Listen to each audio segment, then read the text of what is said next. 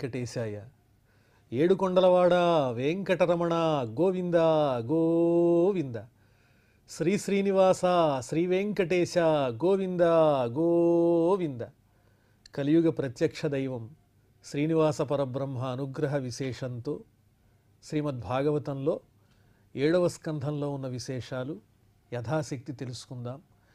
నారాయణం నమస్కృత్య నరం చైవ నరోత్తమం దేవీం సరస్వతీం వ్యాసం తతో జయముదీరయేత్.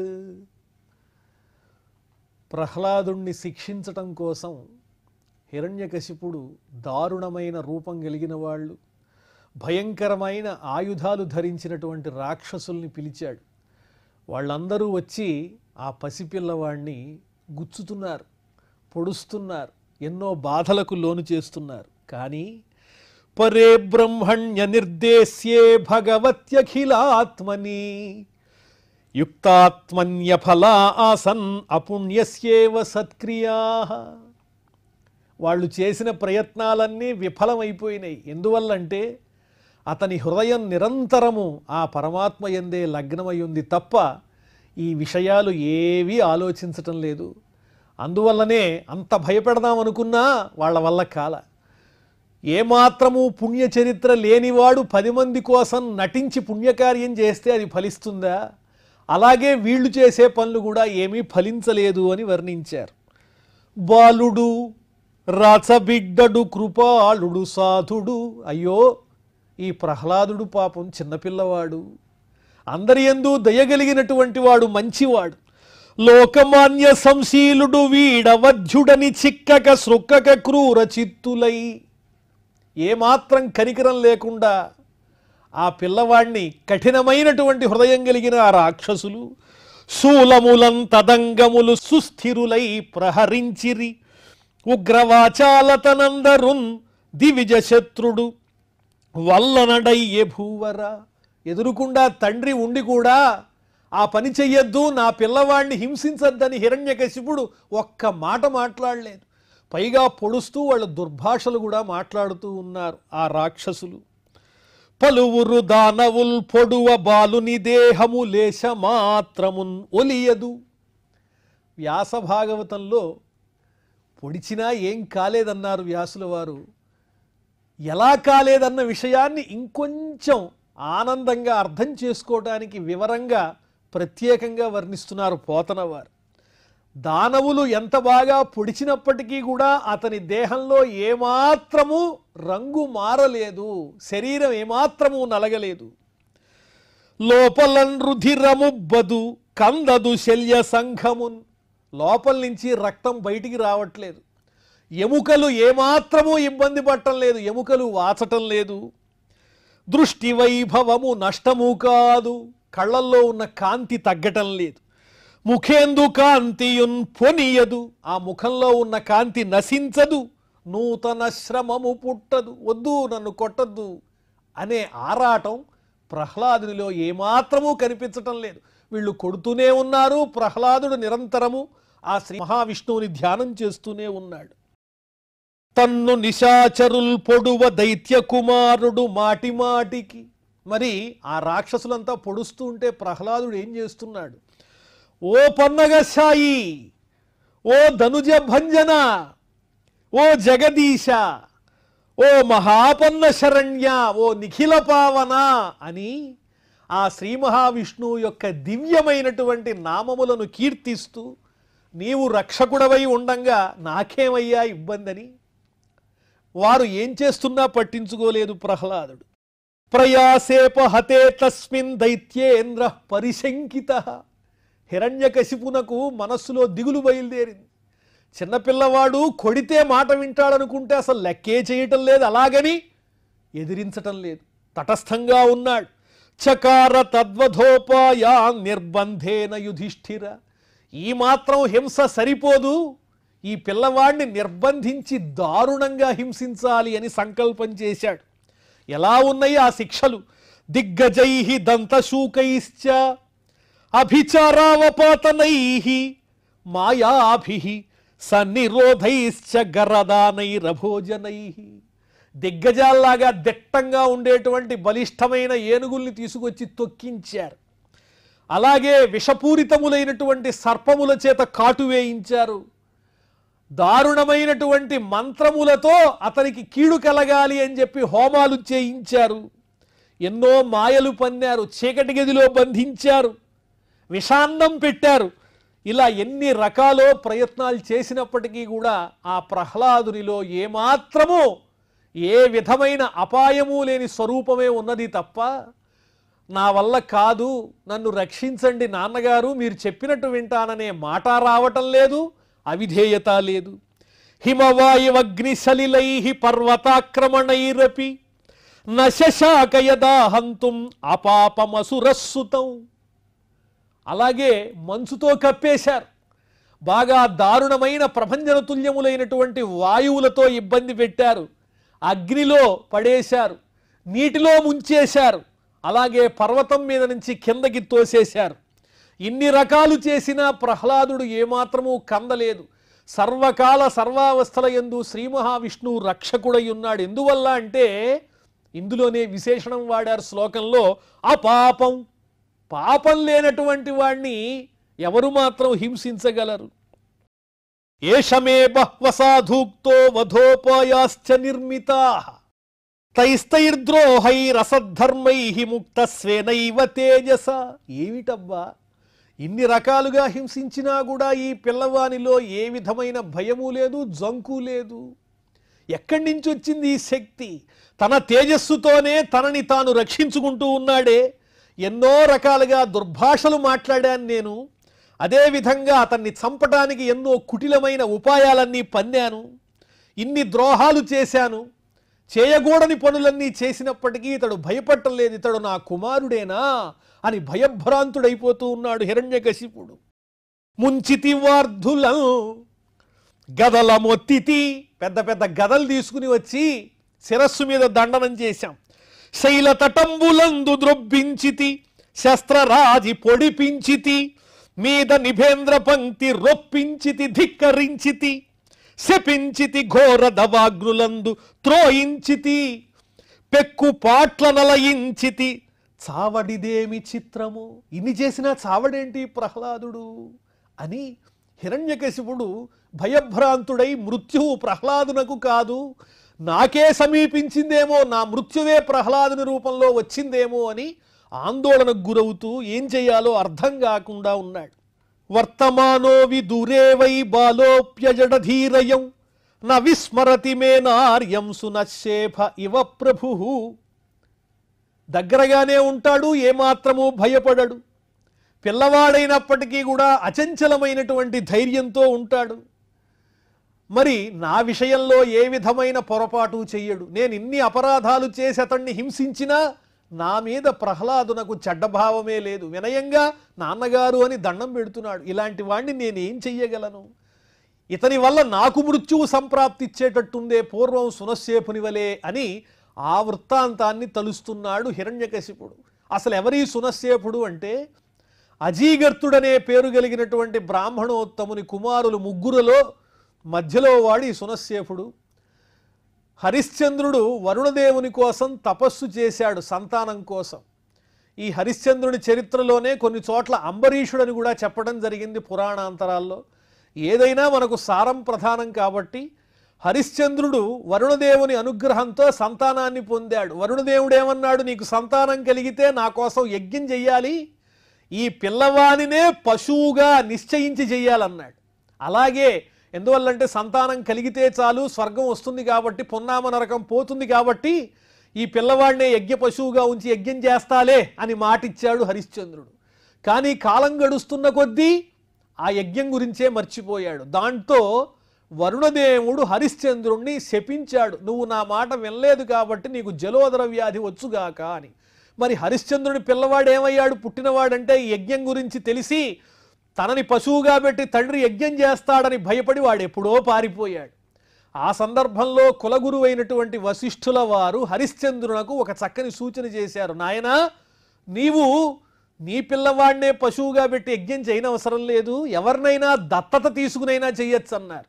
అప్పుడు హరిశ్చంద్రుడు తన పరివారాన్ని పంపిస్తే ఈ అజీగర్తుని దరిద్రాన్ని చూచి ఆ భటులు వెళ్ళి నీ దరిద్రాన్ని పోగొడతాం, నీకు కావలసినంత ధనాన్ని ఇస్తాం, నీకు 3 పుత్రులు కాబట్టి ఎవరినైనా ఒకళ్ళని మాకిస్తే అతన్ని రాజుగారు దత్తత తీసుకుంటారు కుమారుడిగా అని కోరారు. అలా కోరేటప్పటికీ పెద్ద కుమారుడు నాకు ఔర్ధ్వదైహికమైనటువంటి క్రియలు చేయడానికి కావాలి కాబట్టి వాడిని ఇవ్వనన్నాడు అజీగర్తుడు.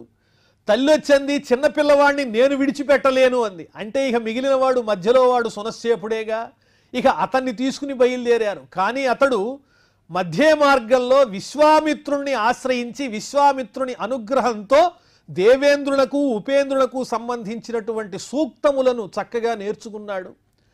ఎప్పుడైతే అతన్ని యజ్ఞ పశువుగా ఉంచి యజ్ఞం చేయాలనుకున్నారో ఆ సందర్భంలో ఆ సూక్తాల్ని చదివాడు ఆ సునశ్శేపుడు. వెంటనే దేవేంద్రుడు వచ్చి స్వయంగా ఆ పిల్లవాడిని ఆ స్తంభం నుంచి విడుదల చేసేసి అతన్ని పశువుగా ఉంచకుండా రక్షించి యాగ ఫలితాన్ని హరిశ్చంద్రులకు కూడా ఇప్పించాడు. ఇది వృత్తాంతం. ఆనాడు విశ్వామిత్రుణ్ణి సునశ్శేపుడు ఆశ్రయించి తండ్రిని విరోధించకుండా ఎలా తటస్థంగా ఉన్నాడో అదేవిధంగా ఈనాడు ప్రహ్లాదుడు కూడా నా మీద ఏమాత్రమూ వ్యతిరేకత లేకుండా అజీగర్తుని మీద సునశ్శేపునకు ఏ విధంగా వ్యతిరేకత లేదో ఆ విధంగా నాయందు కూడా తటస్థంగా ఉన్నాడు, నాకేమీ అర్థం కావట్లేదు అనుకున్నాడు ఈ హిరణ్యకశిపుడు. ఇంకొక అర్థం వ్యాఖ్యానంలో ఏం చెప్తున్నారు, సునశ్శేపుడు అంటే సునకము యొక్క తోక అని కూడా ఉంది. సునకము యొక్క తోకని మనం లాగినంత మాత్రాన అది అలాగే ఉంటుందా, మళ్ళీ ముడుచుకుపోతుంది. అలాగే ప్రహ్లాదుడు కూడా తన దారిలో తాను ఉన్నాడు కానీ చెప్పిన మాట వింటలేదు అనేటువంటి మరో అర్థం కూడా ఇందులో ద్యోతకం అవుతోంది. అప్రమేయానుభావోయం అకుతశ్చిద్భయోమరః నూనమేతద్విరోధేన మృత్యుర్మే భవితానవ. ఈ పిల్లవాడు ఎలా ఉన్నాడు ప్రహ్లాదుడు, నా కుమారుడైనా అప్రమేయానుభావోయం, ఊహించటానికి వీల్లేనంత ప్రభావ సంపన్నుడై కనిపిస్తూ ఉన్నాడు, దేనికి భయపడలేదు. అకుతశ్చిద్భయః అమరః, ఇతడే దేవతలాగా ఉన్నాడు, మరణం లేని దేవతలాగా ఉన్నాడు. ఇతనితో విరోధం పెట్టుకున్నందువల్ల మృత్యువు నాకే వస్తుంది, మృత్యుర్మే భవితానవ, నాకే వస్తుందేమో, వీడికే అపకారం జరగదు అని పరిపరి విధాలుగా హిరణ్యకశిపుడు బాధపడుతూ ఉన్నాడు. ఇతి తం చింతయా కించిన్ మ్లానశ్రియమధోముఖౌ షండామర్కౌ ఔషనసౌ వివిక్త ఇతి హోచతు. ఇలా దీనంగా బాధపడుతున్నాడు హిరణ్యకశిపుడు. విష్ణు భక్తుడైనటువంటి ప్రహ్లాదుణ్ణి ఏ విధంగానూ బాధ పెట్టలేకపోయాడు. అటువంటి మహారాజు దగ్గరకు గురుపుత్రులు శుక్రాచార్యుని కుమారులు వచ్చారు. చండామర్కులు ఇద్దరు కూడా వచ్చి, మహారాజా ఎందుకయ్యా ఇలా నువ్వు దీనంగా ఉన్నావు అని ఏకాంతంలో మంచి సూచన ఇస్తూ ఉన్నారు హిరణ్యకశిపునకు. జితం త్వయైకేన జగత్రయం భ్రువోః విజృంభణత్రస్త సమస్తధిష్ణ్యపౌ నతస్య చింత్యం తవ నాథ చక్ష్మహే నవై శిశూనాం గుణదోషయోః పదం. ఎటువంటి వాడివి నీవు హిరణ్యకశిపో, నీవు సామాన్యుడవా? లోకాలన్నింటినీ జయించావు. ఎలాగా అంటే నీ భృకుటి ముడితో. ఒక్కసారి నీవు ముఖాన్ని ఒక్కసారి అలా తిప్పి చూచావంటే, బొమ్మముడి వేశావంటే ఆ కనుబొమ్మల యొక్క వికృతికే లోకాలన్నీ భయపడిపోతాయి. దిక్పాలకులందరూ కూడా పారిపోయారు. అంత గొప్ప సమర్థుడవైనటువంటి నీవు ఇంత చిన్నపిల్లవాడి కోసం అతని గుణదోషాలు లెక్కించే స్థాయిలో ఉన్నావా? నతస్య చింత్యం తవ నాథ చక్ష్మహే, నీకు ఈ విషయం పట్టించుకోదగినటువంటిది కాదు, అసలు ఈ విషయం నువ్వు వదిలేయి. శిశూనాం గుణదోషయోః పదం, దిక్పాలకులను జయించినటువంటి నీవు చిన్నపిల్లవాడి గుణదోషములను లెక్కించి భయపడడం, దిగులు పడడం ఇలాంటివి మేము చూడలేకపోతున్నాం. కాలంలోనే మార్పులన్నీ వస్తాయి, నువ్వు ఏ విధంగానూ ఆలోచించద్దు. ఇమంతు పాశైః వరుణస్య బద్ధ్వా నిధేహి భీతో న పలాయతే యథా బుద్ధిశ్చ పుంసో వయసార్య సేవయా యావద్గురుర్భార్గవ ఆగమిష్యతి. ఓ మహారాజా, మా తండ్రి గారైన శుక్రాచార్యుల వారు తపస్సు చేసుకోవడానికి వెళ్ళారు. వారు తిరిగి వచ్చేదాకా ఈ పిల్లవాడిని వరుణపాశాలతో బంధించి ఉంచు. పాశైః వరుణస్య బద్ధ్వా నిధేహి, అతన్ని బంధించు, దానివల్ల ఈ పిల్లవాడు పారిపోడు. భీతో నపలాయతే, భయపడిన వాడై ఇతడు పారిపోడు. ప్రహ్లాదునికి భయమే లేదు, కానీ మహారాజుకి తృప్తి కలగాలి కాబట్టి ఆ విధంగా మాట్లాడుతున్నారు. బుద్ధి ఎప్పుడు మారుతుందో తెలుసా? బుద్ధిశ్చ పుంసో వయసార్య సేవయ. ఆ బుద్ధి వయస్సుతో మారచ్చు, అలాగే పెద్దల్ని సేవించటం వల్ల కూడా మారచ్చు. కొంత సమయం ఇచ్చి చూద్దాం ప్రహ్లాదునకు.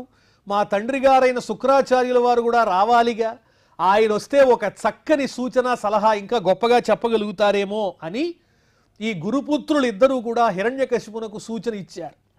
తథేతి గురుపుత్రోక్తం అనుజ్ఞాయేదమబ్రవీత్ ధర్మాహ్యస్యోపదేష్టవ్యా రాజ్ఞాం ఏ గృహమేధినాం. సరే, మీరు చెప్పినట్లుగానే ఈ పిల్లవాడిని విడిచిపెడదాం, కానీ మీ వద్దనే ఉంచండి, జాగ్రత్తగా బంధించి ఉంచండి.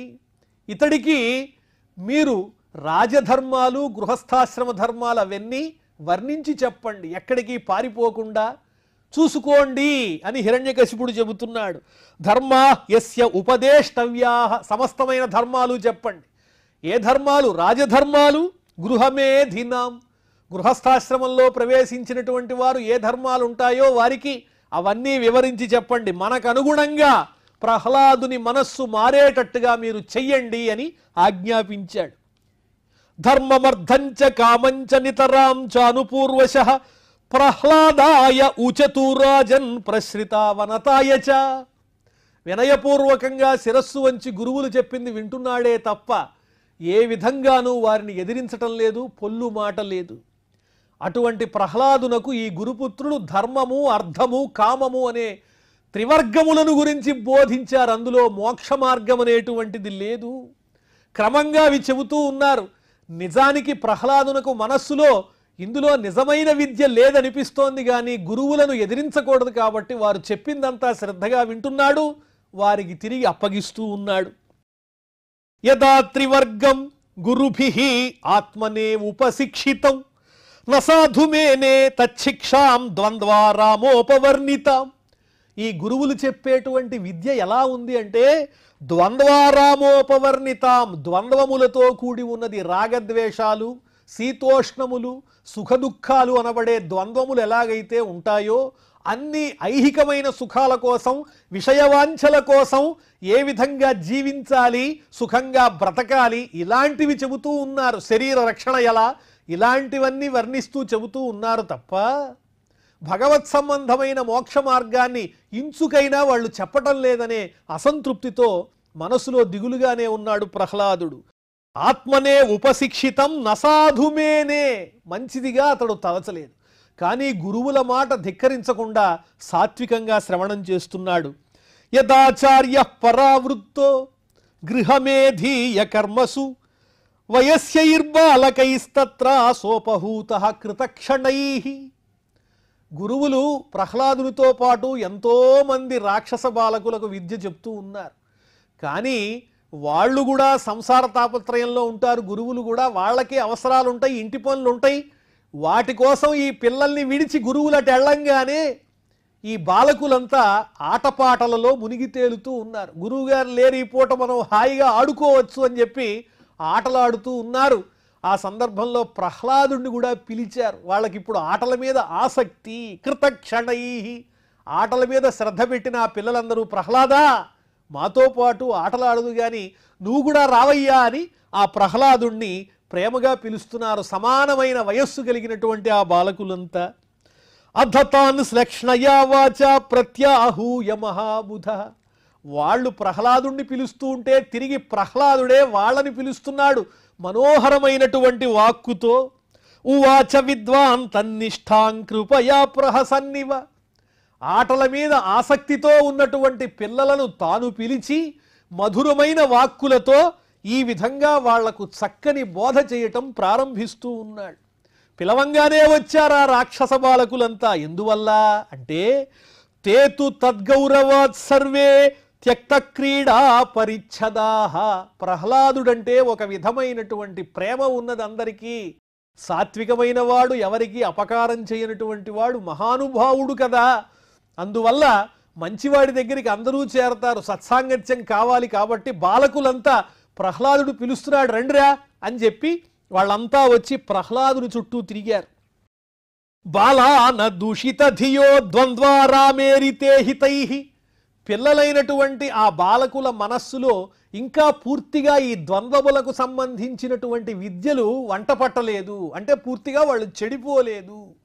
అందువల్ల ప్రహ్లాదుడు చెప్పేటువంటి ఉత్తమమైనటువంటి మాటలు వారి హృదయంలో ప్రవేశించే అవకాశం ఉన్నది. అందువల్ల బాలా న దూషిత ధియ, వాళ్ళ బుద్ధులు ఇంకా మలినం కాలేదు కాబట్టి రండి ప్రహ్లాదుని దగ్గరికి వెడదామని అందరూ వచ్చి కూర్చున్నారు. పర్యుపాసత రాజేంద్ర తన్యస్త హృదయే క్షణాః తానాహ కరుణో మైత్రో మహాభాగవతో సురః.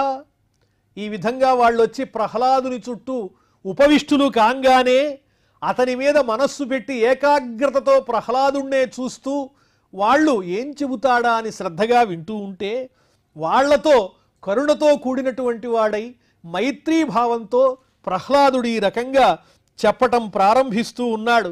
నాయనలారా, విద్య యొక్క మర్మమేమిటి, విద్య ఏ విధంగా అభ్యసించాలి, నిజమైనటువంటి విష్ణు తత్వమేమిటి అనే విషయాలన్నీ ప్రహ్లాదుడు ఆశ్రమంలో ఉన్నటువంటి బాలకులందరికీ కూడా బోధించబోతూ ఉన్నాడు.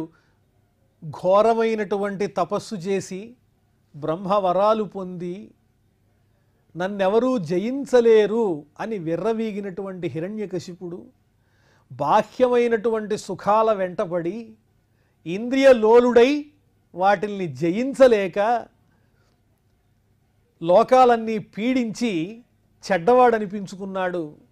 కానీ అతని వంశంలోనే ఏ విధమైనటువంటి విషయవాంఛలు లేకుండా, వయస్సుతో సంబంధం లేకుండా భక్తి మార్గంతో ఈ జగత్తంతా వ్యాపించి ఉన్నటువంటి పరమాత్మను భక్తి ప్రపత్తులతో చూడగలిగేటువంటి అమోఘమైన భగవత్ తత్వము కలిగినటువంటి భాగవతోత్తముడు ప్రహ్లాదుడు ఉద్భవించాడు. ఈ ప్రహ్లాదుని గొప్పతనం ఏమిటంటే తాను భగవత్తత్వంలో మునిగి తేలుతూ ఉన్నాడు. ఇతరమైన విషయాలన్నీ గమనించకుండా అచంచలమైన భక్తి విశ్వాసాలతో విష్ణువునే ఆరాధిస్తున్నాడు. తనతో పాటుగా తన చుట్టూ ఉన్నటువంటి వారందరూ కూడా ఆ పరమాత్మను పొందాలి. ఏదైతే సత్యమైన విషయమున్నదో ఆ సత్యాన్ని లోకమంతా తెలుసుకోవాలి. అజ్ఞానవశం చేత ఎవరైనా జ్ఞానాన్ని పొంది ఉండకపోతే వాళ్లను కూడా జ్ఞానుల్ని చేసి భగవద్ అనుగ్రహానికి పాత్రుల్ని చెయ్యాలి.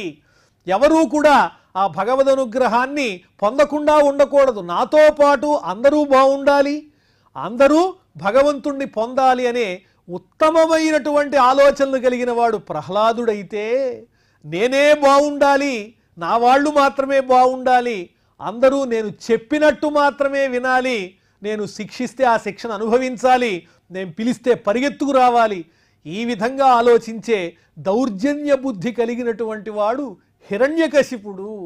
కాబట్టి ఇక్కడ మనం ఈ ప్రహ్లాదుని యొక్క వినయ గుణాన్ని, భక్తిభావాన్ని, ఆబాలగోపాలము కూడా అందరూ స్వీకరించి ఆ మార్గంలో వెళ్ళేటువంటి ప్రయత్నం చెయ్యాలి. ఆ విధంగా అందరికీ అంత చక్కటి భగవత్తత్వం అలవాటు కావాలని, సజ్జన సాంగత్యం దొరకాలని, అదేవిధంగా సత్వగుణంతో కూడినటువంటి ప్రవృత్తితో జీవితాన్ని ఆనందంగా గడపాలని కోరుకుంటూ క్షమాప్రార్థనాదులతో ఈ కార్యక్రమాన్ని పరిసమాప్తం చేసుకుందాం.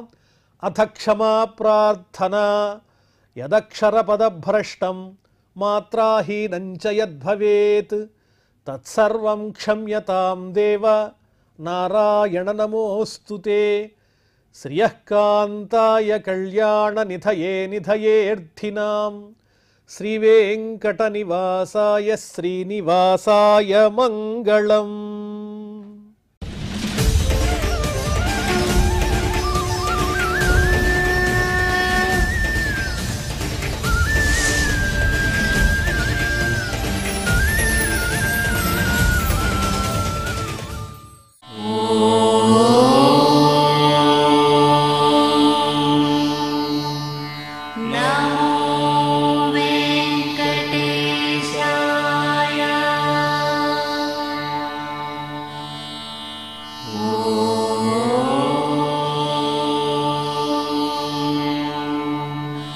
నమో వెంకటేశాయ.